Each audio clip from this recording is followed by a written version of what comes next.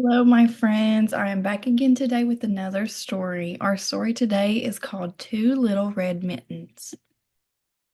Two little red mittens, left and right, they always went out as a pair, wrapping little one's hands in their fluffy warmth. When little one pressed and pressed the pure white snow into snowballs, the mittens helped. The first time little one made a snowman, the mittens helped. Every night, drying out by the wood stove, the two mittens promised each other, "Let's keep those tiny fingers toasty warm tomorrow, and the next day, and the next." One day, little one lost the right mitten. A fox crossing the road spotted it.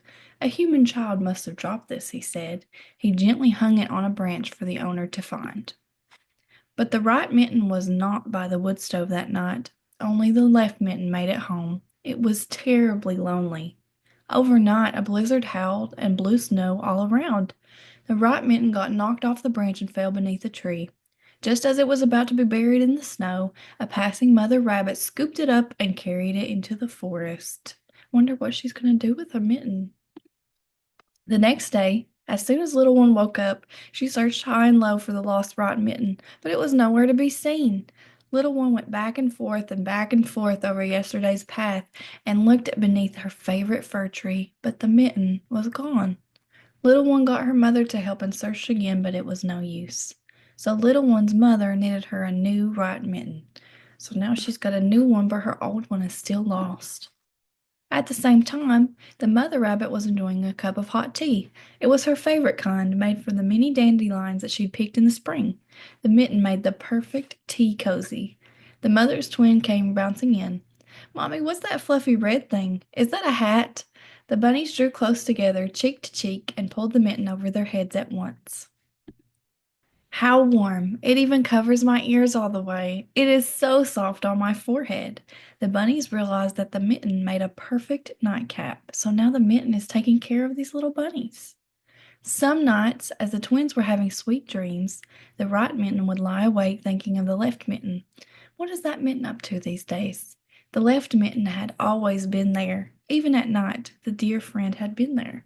So the mitten is missing its friend.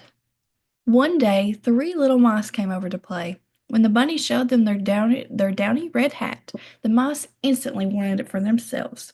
They begged, and they wouldn't let go. Soon everyone was tugging and yanking. "Stop! Don't pull! It'll rip!" At this rate, the mitten would tear in half. The twin bunnies decided to let go, and they gave the mitten away. So those mice took the mitten away from the bunnies. The mice hoisted their mitten onto their shoulders and set off for home. When they put their heads together to wear the hat like the bunnies, it slid right down over their bodies. How soft and full and light it was!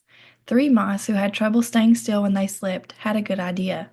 "Let's make it our sleep sack." Yes, let's. And starting at that night, not one of them stuck out of the covers. They all slept together, warm and snug until their morning. Look at them, they're all cozy. They're using it as a big blanket. As time passed, though, each of the mice began wanting to sleep alone in the sack. It would feel so good to have the whole thing, and even better on the sunny top of the street tree stump. They each tried to be the first to burrow inside, and they scuffed and they struggled. They pulled so hard that when they let go, the mitten zoomed on top of a bush. So the mitten is on the move again. A pigeon spotted it and swooped down. "Doesn't this look airy and warm? I'll take it home for a blanket." Clasping it in her beak, the pigeon prepared to fly high, but then the bush shook as the long shadow shifted. "Oh no, a wolf!" The pigeon dropped the mitten and fled to the sky. So this mitten is getting lost again. But the shadow that moved was no wolf. It was a squirrel. A squirrel came out from beneath the bush and stopped short. A fluffy red thing was floating down from the sky. "Is this a gift from the clouds?" The mitten was frayed and full of holes, but when the squirrel popped it on, it was like a pillowy sweater. How lovely and comfy. The squirrel immediately adored it. That means he loved it.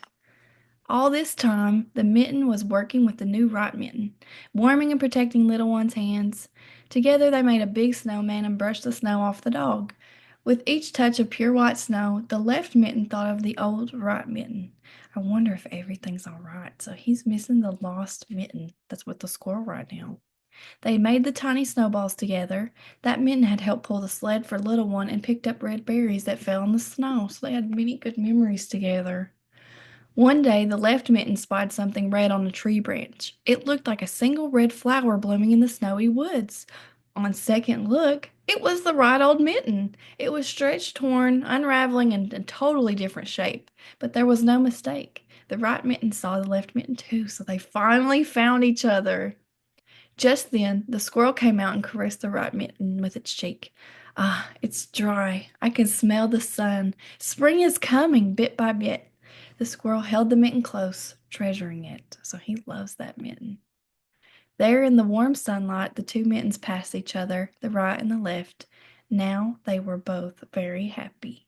So the old mitten is now happy because it's taking care of the squirrel, and the other mitten's happy because it knows that its old friend is happy too. The end. I hope you guys enjoyed that story. I hope you're warm, cozy, and I will see you again tomorrow for our last story of this week. Bye.